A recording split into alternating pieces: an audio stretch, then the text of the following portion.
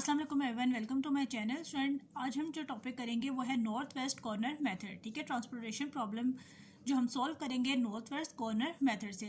सबसे पहले हम क्या करते हैं, स्टेप्स जो हैं वो हम देखते हैं। इसमें हमारे पास 4 स्टेप्स हैं। The following are the steps of north west corner method. Step 1 हमारे पास क्या है, make the first assignment to the upper left hand side which is called north west corner method.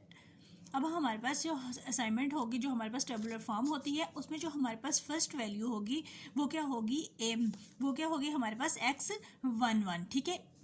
Step 2 हमारे पास क्या है, if x11 is equal to a1 then row 1 can be deleted. अगर x11 किसके इक्वल है कि हम minimum value लेंगे जो हमारे पास a1 और b1 है। a1 हमारे पास क्या होगी, सप्लाई, और b1 हमारे पास क्या है, डिमांड। जो भी सप्लाई और डिमांड से मिनिमम वैल्यू होगी वो हम क्या ले लेंगे, x11। ठीक है। If x11 is equal to a1, अगर x11 हमारे पास किसके इक्वल है, a11। ठीक है, यानी कि जो मिनिमम दोनों में से वैल्यूज है, हम बोले तो फॉर एग्जाम्पल अगर सप्लाई है तो हम क्या करेंगे, रो 1 कैन बी डिलीटेड। ठीक है। If x11 is equal to b1 then column 1 can be deleted. ठीक है। हमारे पास कोई भी वैल्यू है जिसमें सप्लाई और डिमांड है। ठीक है। अगर हमारे पास सप्लाई जो है वो 0 हो जाता है तो हम क्या करेंगे, रो 1 को डिलीट कर देंगे। अगर हमारे पास डिमांड 0 हो जाती है, मिनिमम वैल्यू लेके जो हम वैल्यूज लेते हैं, तो हम क्या करेंगे, जो कॉलम 1 है उसको हम क्या करेंगे, डिलीट कर देंगे। स्टेप 3 हमारे पास क्या है, if a1 is equal to b1 then x1 is equal to a1 is equal to b1। For example first जो हमारे पास है x11। ठीक है, जो हमारे पास टेबुलर फॉर्म में क्वेश्चन गिवन होता है उसमें जो हमारे पास x11 है। ठीक है, ओरिजिन से डिस्टेंस तक हमने क्या करनी होती है, इसमें कॉस्ट को मिनिमाइज और प्रॉफिट हमने क्या करना होता है, मैक्सिमाइज करना होता है। ठीक है। इसमें जो हमारे पास x11 होता है, ठीक है, जो टेबुलर फॉर्म हमें गिवन होती है उसमें यहाँ पे जो वैल्यू गिवन होती है x11। ठीक है। अगर ये x11 a1 यानी कि जो हमारे पास सप्लाई है वो फॉर एग्जांपल हमारे पास क्या है 30, डिमांड है हमारे पास वो क्या है 30, तो हम क्या करेंगे, a1 और b1 हमारा क्या होगा, इक्वल।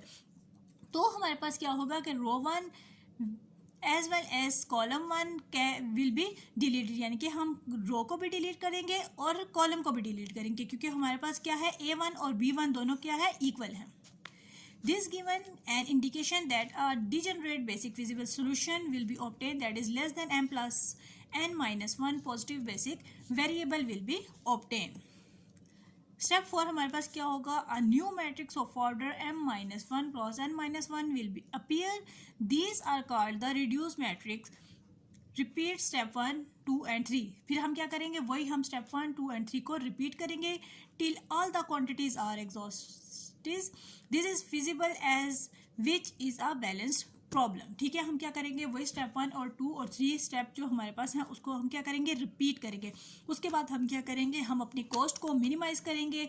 कॉस्ट मिनिमाइज जो करते हैं उसके पास हमारे पास फॉर्मूला क्या होता है, जो हमारे पास x11 है उसको मल्टीप्लाई करते हैं हम किससे, जो हमारे पास मिनिमम जो सप्लाई या डिमांड a11 b1 हो उससे हम मल्टीप्लाई करके उसको ऐड करते जाते हैं, तो ये हमारे पास आ जाती है मिनिमम कॉस्ट।